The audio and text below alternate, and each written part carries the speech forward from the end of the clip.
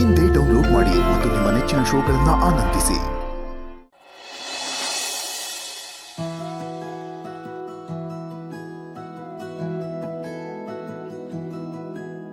ಮಾವ, ನೀನು ಒಂದು ತುತ್ತು ತಿಂದಿಲ್ಲ ಆದರೆ ನಿನ್ನಲ್ಲಿ ನೋಡಿದ್ರೆ ನೀನೇ ಖುಷಿಯಿಂದ ಊಟ ಮಾಡ್ತೀಯ. ಅಲ್ಲಿ ನೋಡು.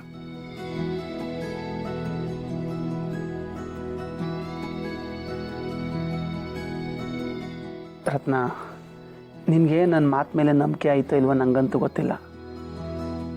ಆದರೆ ನನಗೆ ನನ್ನ ಮಾತು ಮೇಲೆ ನಂಬಿಕೆ ಐತೆ.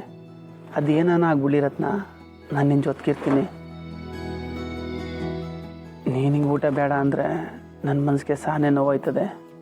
ನಿಜ ಹೇಳ್ಬೇಕು ಅಂದರೆ ಅಳನೇ ಬರ್ತದೆ. ಮೊದಲೆಂಗ ನಂಗೆ ಗೊತ್ತಿಲ್ಲ ರತ್ನ, ಇವಾಗ ನೀನು ನನ್ನ ಹೆಣ್ರಾಗವಳು. ನೀನಿಗೆ ಊಟ ಬೇಡ ಅಂದರೆ ನನ್ನ ಮನಸ್ಸು ತಡೀತದ ಹೇಳು? ಎಲ್ಲರೂ ಮುಂದೆ ಕಣ್ಣೀರು ಹಾಕಿದ್ರೆ ಮುಜುಗರ ಆಯ್ತದೆ. ನಿನ್ನ ದಮ್ಮಯ್ಯ ಅಂತೀನಿ, ತಿನ್ಬಿಡ್ರತ್ನ.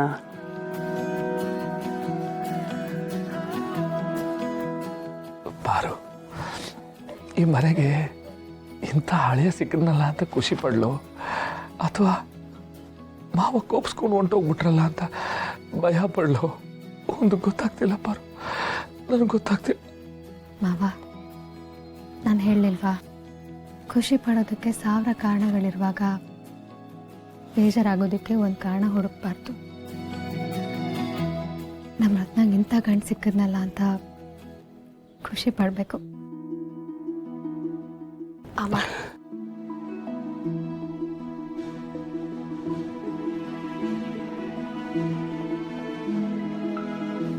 ಬಾರು, ನಾನು ಇವಾಗಲೇ ಮಾವನ ಮನೆಗೆ ಹೋಗಿ ಅವ್ರ ಕೈ ಕಾಲು ಹಿಡ್ದಾದ್ರೂ ಸರಿ ಈ ಮದುವೆಗೆ ಒಪ್ಸ್ಕೊ ಬರ್ತೀನಿ. ಶಿವು, ಬೇಡಪ್ಪ. ನಿಮ್ಮ ಮಾವನ ಬುದ್ಧಿ ನನಗೆ ಚೆನ್ನಾಗಿ ಗೊತ್ತು. ಅವ್ರ ಕೋಪ ಬಂದಿರುವಾಗ ಅದನ್ನು ಕೆಣಕಬಾರ್ದು. ನಾನು ಸುಶೀಲ ಮನೆಗೆ ಹೋಗ್ತೀವಿ. ಅವ್ರ ಕೋಪ ತಣ್ಣಗಾದ್ಮೇಲೆ ನಾವೇ ಮಾತಾಡ್ತೀವಿ. ಹೌದು ಶಿವು, ಆಮೇಲೆ ಅವ್ರು ಕೋಪ ಮಾಡ್ಕೊಂಡ್ರೆ ಕಷ್ಟ. ಈಗ ಅವ್ರು ಏನು ಹೇಳ್ದೆ ಹಾಗೆ ಹೋಗಿದ್ದಾರೆ. ಆಮೇಲೆ ಅವ್ರೇನಾದರೂ ಹೇಳ್ಬಿಟ್ರೆ ಆ ನೋವನ್ನ ನಿನ್ನ ಕೈಲಿ ತಡ್ಕೊಳಕ್ಕಾಗಲ್ಲ. ಸರಿ ಕಣತ್ತೆ, ನೀವು ಹೇಳೋ ಗಂಟ ಜೀವ ಕೈಲಿಡ್ಕೊಂಡು ಕಾಯ್ತಿರ್ತೀನಿ. ಇಷ್ಟೆಲ್ಲ ಆಗಕ್ ಕಾರಣ ಅವ್ವ ಅನ್ಸ್ಕೊಂಡಳಲ್ಲ, ಆ ಹೆಂಗಸು. ನಮ್ಮ ಅಣ್ಣನ ಕಣ್ಣಲ್ಲೇ ನೀರ್ ಹಾಕ್ಸ್ಬಿಟ್ಲಲ್ಲ.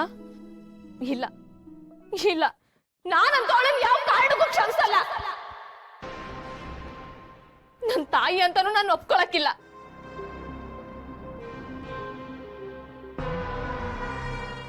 ರತ್ನ, ರಾತ್ರಿಗೂ ಹಿಂಗೆ ಊಟ ಮಾಡಿ ಮಲ್ಕೋಬೇಕು. ಆದರೆ ಅವಾಗ ತಿನ್ಸೋಕ್ಕೆ ನಾನು ಇರೋಕ್ಕಿಲ್ಲ.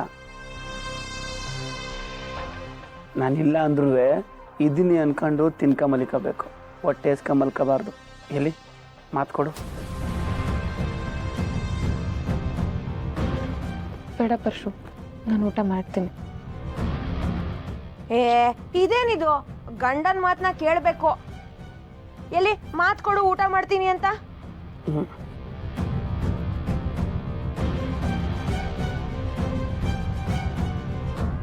ಶಿವು, ಪಾರು, ನಾವಿನ್ನು ಹೊರಡ್ತೀವಿ. ನಾವು ಲೇಟಾಗಿ ಹೋದರೆ ನಿಮ್ಮ ಮಾವನ ಕೋಪ ಜಾಸ್ತಿ ಆಗಿಬಿಡುತ್ತೆ. ರಶ್ಮಿ, ಈ ಮನೇನ ಈಗ ನೀನೇ ನೋಡ್ಕೋಬೇಕವ. ರಾಣಿ ಬೇರೆ ಕೋಪ ಮಾಡ್ಕೊಂಡ್ಬಿಟ್ಟಿದ್ದಾಳೆ. ಇವಾಗ ಎಲ್ರೂ ಸಮಾಧಾನ ಮಾಡೋದಕ್ಕೆ ನಿನ್ನಿಂದ ಮಾತ್ರ ಸಾಧ್ಯ. ಆಯ್ತು ಅತ್ತೆ, ನೀವು ಹೋಗಿ ಬನ್ನಿ, ನಾನು ನೋಡ್ಕೋತೀನಿ. ಆದ್ರೆ ಮಾವನ ಹತ್ರ ಮಾತಾಡೋದು ಮಾತ್ರ ಮರಿಬೇಡಿ. ಪರ್ಶು, ನೀನು ಒಂದ್ಸಲಿ ಮಾವನ ಹತ್ರ ಮಾತಾಡು, ಆಯ್ತಾ? ಸರಿ ರಶ್ಮಿ, ನಾನು ಮಾತಾಡ್ತೀನಿ. ಪರ್ಶು, ಲೇಟ್ ಆಯ್ತಪ್ಪ, ಗಾಡಿ ತೆಗೆ. ಒಂದು ನಿಮಿಷ ಚಿಕ್ಕಮ್ಮ.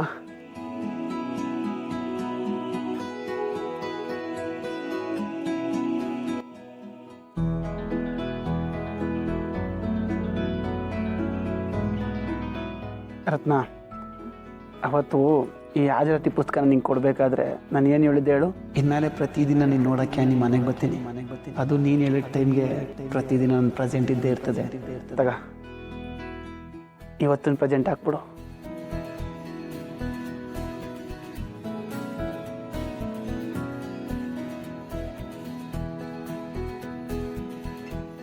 ಸರಿ, ಹುಷಾರು.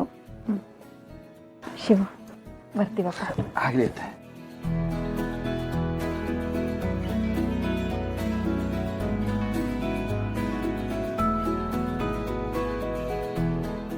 ಅವ ಕಳವ, ಈ ಕತ್ಲೆನಾಗು ಎಲ್ಲ ಒಂದು ಸಣ್ಣ ಬೆಳಕು ಕಾಣ್ತೈತೆ. ಎಲ್ಲ ಒಳ್ಳೇದು ಮಾಡ್ತಾಯಿ.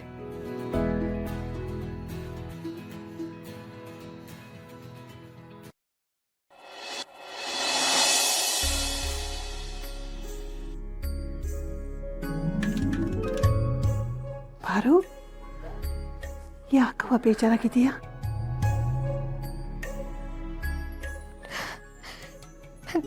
ಸೋತೋಗ್ಬಿಟ್ಟೆ ಅನಿಸ್ತಿದೆ ಅತ್ತೆ.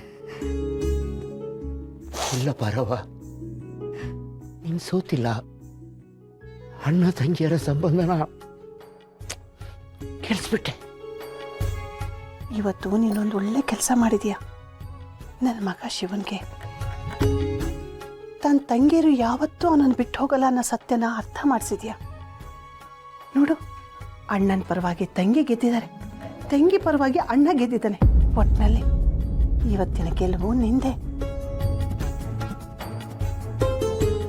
ಆದರೆ ಮಕ್ಕಳು ತಾಯಿನ ಒಪ್ಕೊಳ್ದೆ ಹೋದ್ರೆ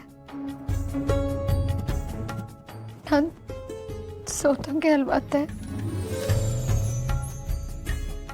ನಾನು ನಿಮಗೆ ಮಾತು ಕೊಟ್ಟಿದ್ದೀನತ್ತೆ.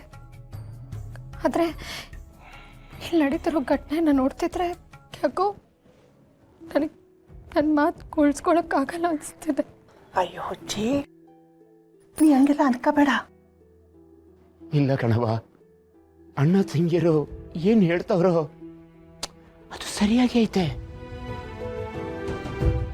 ಯಾವತ್ತು ತಾಯಿ ಪ್ರೀತಿನ ಕಾಣದೇ ಇರೋ ಮಕ್ಕಳಿಗೆ ಒಂದೇ ಸಲ ಎದುರು ಬಂದು ನಾನೇ ನಿಮ್ಮ ತಾಯಿ ಅಂದ್ಬಿಟ್ರೆ ಅದನ್ನ ಹೆಂಗೆ ಒಪ್ಕೊಳ್ಳೋಕ್ಕೆ ಸಾಧ್ಯ?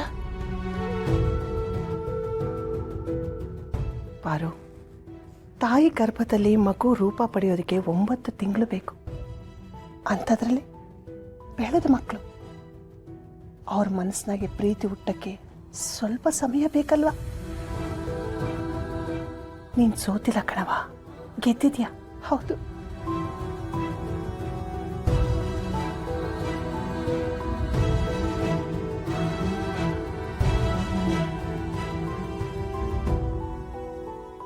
ನಮ್ಮ ಮನೆ ದೀಪ